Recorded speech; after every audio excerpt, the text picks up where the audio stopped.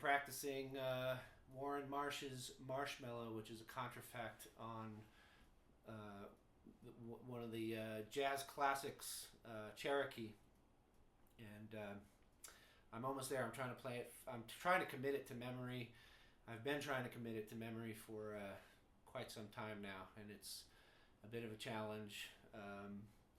But anyway, I just wanted to talk about this tune. Obviously, I've learned how to play this pretty slowly and worked up my tempo to something that's kind of close and matches what Warne Marsh and Lee Konitz were doing together. Yeah, I just wanted to pick apart this tune and talk about the various layers of alternate harmony that are going on within this line. And I'm seeing if there's any useful information here, which obviously there is useful information,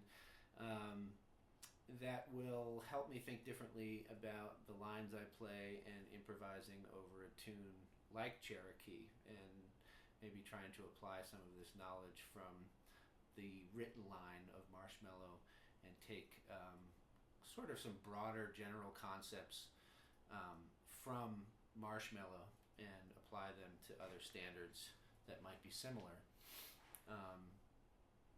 So I've written a little bit of an analysis, and I'll include that as a PDF on this post as to some of the alternate harmony that's going on. We do talk a lot about, bebop, and right around the same time as Charlie Parker and Dizzy Gillespie were playing and inventing bebop. We also have on the other side, the Lenny Tristano school with Lee Konitz and Warne Marsh, who were or were students of Lenny Tristano and also colleagues of Lenny Tristano.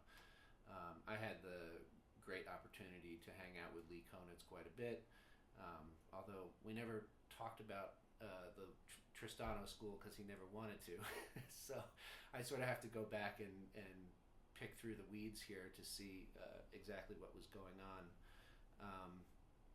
But I always find talking about the Tristano school as being a nice back end to bebop, because these two philosophies were happening around the same time, and very different approaches to improvising and writing lines.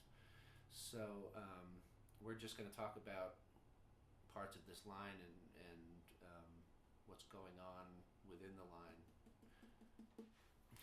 Okay, so now that I've butchered the melody about 3 times in a row, I'm just going to break it down a little bit in terms of how I'm thinking about the alternate harmony, or the line that's been written over Cherokee, the implied harmony that's going on over our sort of standard chord changes. So I'm just going to break it down by sort of cell by cell. So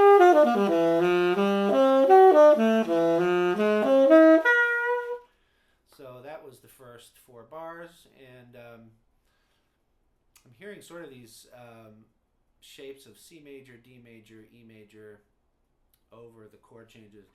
I'm also kind of hearing a F sharp half diminished. Of course, I'm talking in B flat key right now. I'm not talking in concert.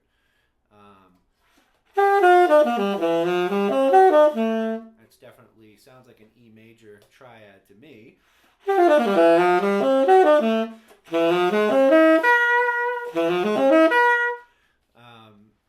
G minor 7 to C7, and then when we get to the C7 to the F major, the 5 to 1, he's using a lot of these fourth intervals.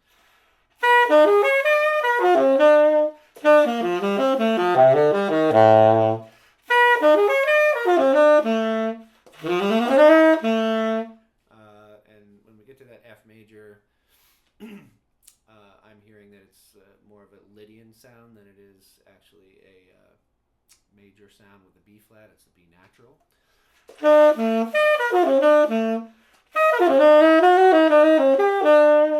And then we have this sort of 2-5 back to C major.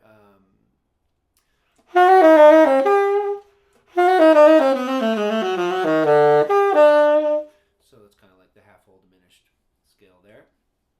And then some alternate uses of like altered scales over that D7. There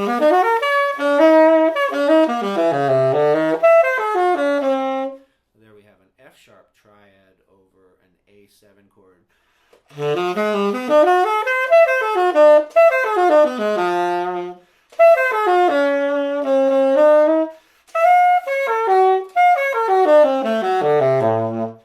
there over the G7, kind of hearing like a A flat diminished triad with a major 7, which is pretty groovy sound that comes from the half whole diminished scale, one of the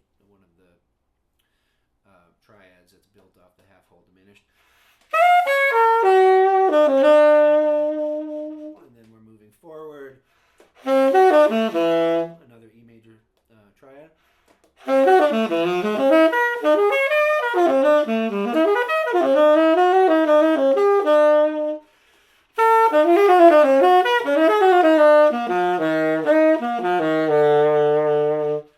So I'm going to play that A section one more time and see if you can hear those implications now.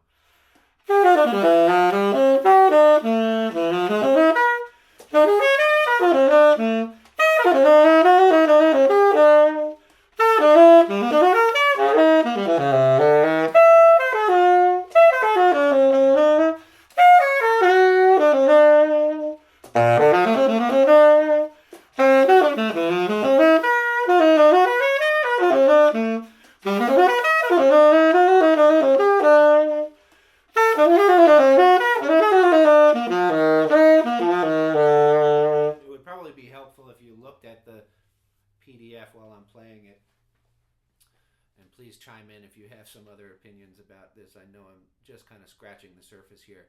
So we're getting to the bridge.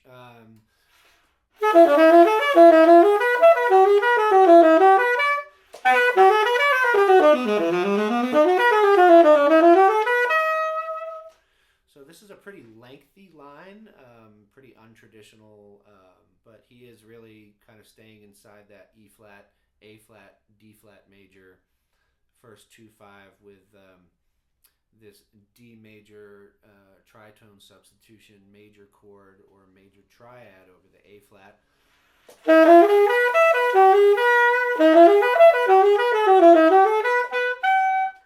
Goddamn A flat won't come out.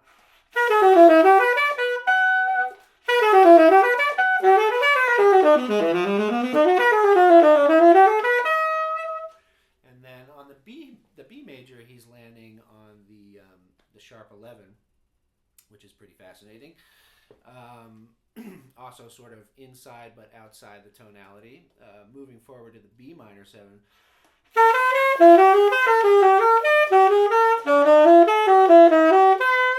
There I'm hearing kind of like a C sharp major triad over A major.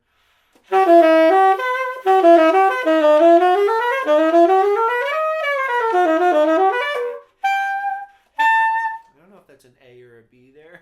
I always screw that up. But definitely that C sharp major over the A. And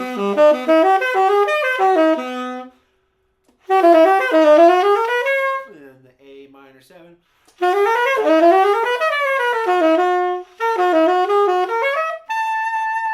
And that's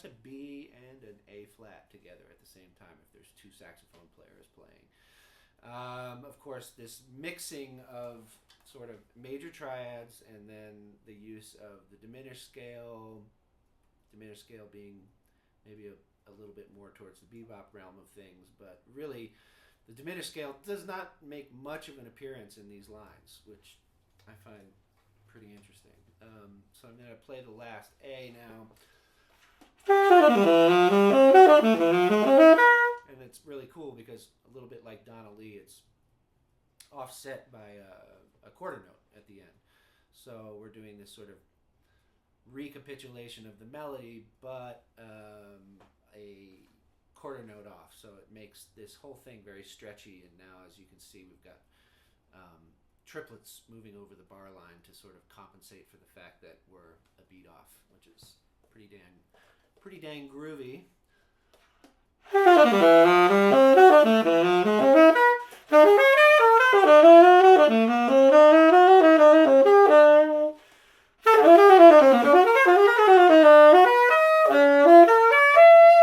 And there at the end we have this B major triad over a C major chord.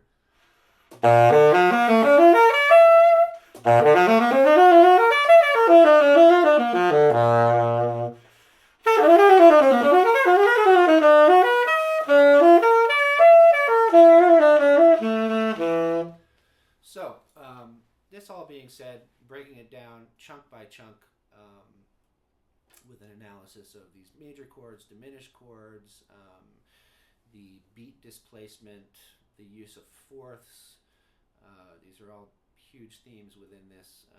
I am going to try to use these devices as a way, and I'm going to try to be very strict about it as a way to improvise using the sort of the language that Warne Marsh has created here, and wish me luck.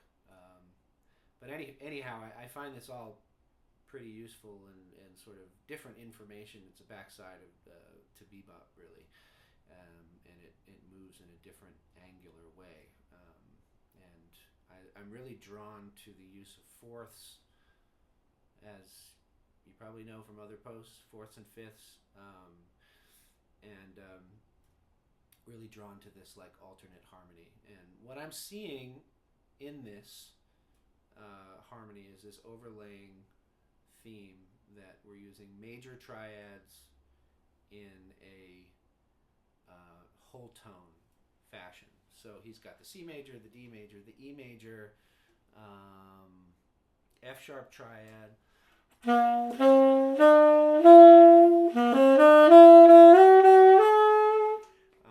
believe there's an A flat triad in there.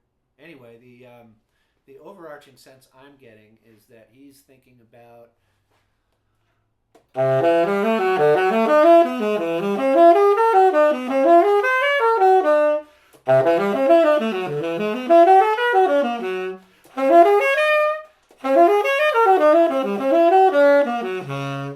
that we can connect these triads in a way that is connected also to the whole tone scale over a tonality. Now, if this were in the key of B major, we'd be using the other whole tone scale. But anyway, these are all clues for me that are pointing in that direction.